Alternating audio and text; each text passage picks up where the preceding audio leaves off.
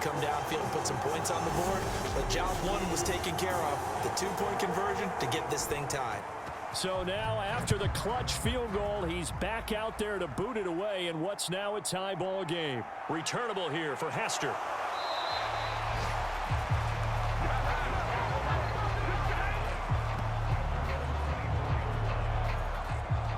Now this Broncos offensive unit ready to head back out onto the field. Well, partner, here it is. They've got the chance to win the game. You'd have to think they need to get it near the opposite 40 to have a chance to kick a game-winning field goal. We'll see what they can do. And you're right about that, because if we look at it in macro, that's what it looks like. But I think in micro, the head coach has already asked the special teams coach, what is he feeling? What does he think? Where does he want the football? What's the yard line we have to get? And he's already relayed that to his quarterback and his offense. They know what the goal is.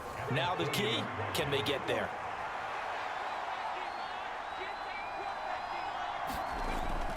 Looking to throw on second down. Henry. And he's able to get this to the 40-yard line before he's out of bounds. That one checks all the boxes, doesn't it? You get the first down, check. Get out of bounds, stop the clock, check. Well, how about one last check? Keep your quarterback from getting hit. That's a big check. Yeah, check there as well. Good call.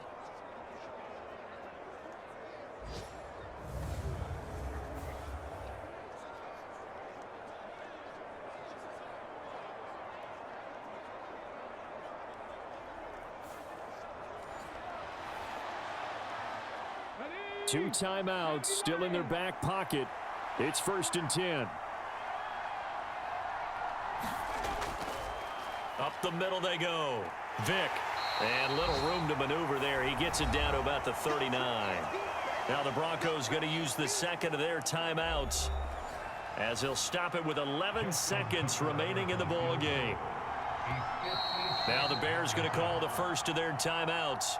That'll leave them with 2 remaining. We'll be back after this.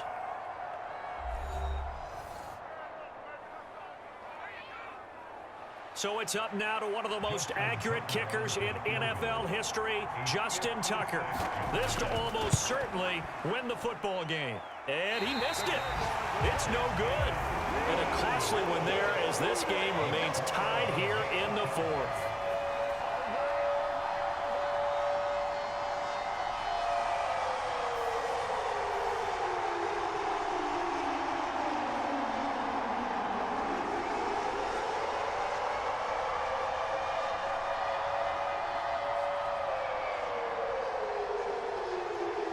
Boy, that's a big-time letdown there. You work yourself in position to win the game, but the kick winds up no good. And now you've got to regroup as a team, get the energy back up, and get ready for overtime. And make sure you pump him up, too.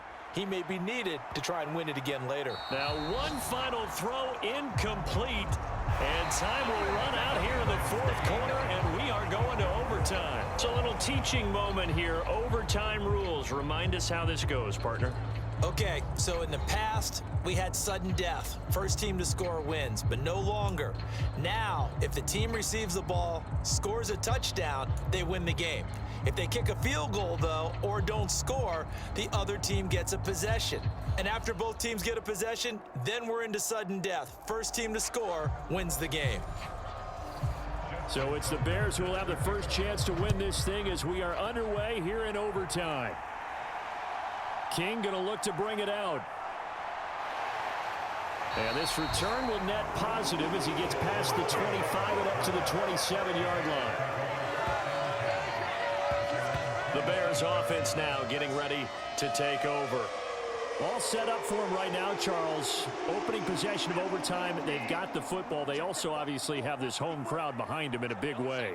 They get that extra energy from them, but they've got to be careful not to let that adrenaline get away from them and play too fast or create errors of their own making. Use that energy, embrace it, but make sure they channel it the right way. They've got a chance to go downfield, score a touchdown, and end this game. Well, that play never really got off the launching pad. He had a linebacker in his face before he had a chance to do much of anything. Yeah, I think his big boys up front, that offensive line, they've got to do a little bit better job of protecting him if they're going to continue to run the option like this. And not much to speak of. Call it a 1-yard gain up to the 26. First throw in OT for Watson. That is incomplete.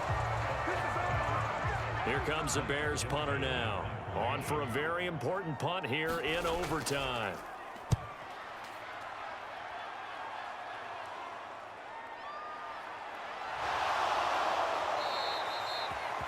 A nice punt, but a good run back as well of 13 yards. And the Broncos take over, first down and 10. Good starting field position for them as they come up first and 10 at the 45. He finds his man, complete. It's Moss. And he'll be brought down at the 48-yard line. Next score wins, but remember, this will be a tie if the period ends with no scoring as they work on second down. And he'll get it down here to the 43. 4 yards the pickup, first down.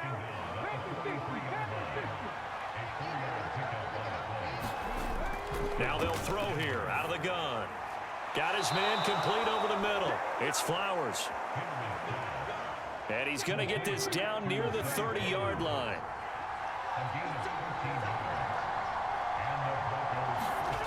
On first and 10, Henry. Now he'll dump it underneath to his running back, complete. And they'll be inside the 25 now at the 24.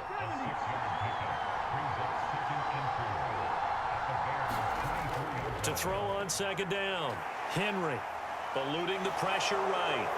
And he's out of bounds, almost gets to the 10. A nifty bit of scrambling there. 12 yards, first down.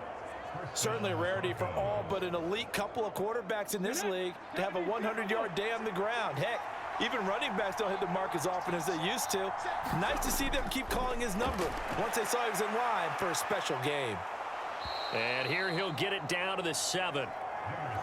Give him 5 on the carry there, and it'll be second down.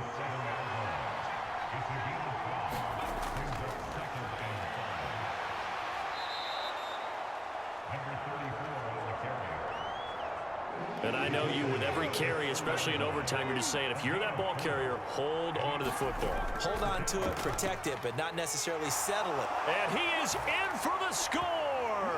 And it is absolute stunned silence here as they win it on the road in overtime. Come on.